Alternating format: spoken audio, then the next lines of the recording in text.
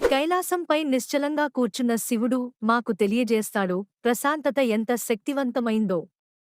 మీ జీవితంలో అనేక అలజడులు మీకు ఎదురైనా మనస్సుని కట్టుబడి ఉంచి ధైర్యంగా ముందుకు సాగండి.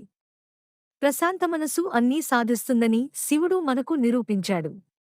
నాట్యమాడే నటరాజ రూపానికి తోడు శివుని మూడవ కన్ను జ్ఞానానికి మరియు పరివర్తనానికి చిహ్నం.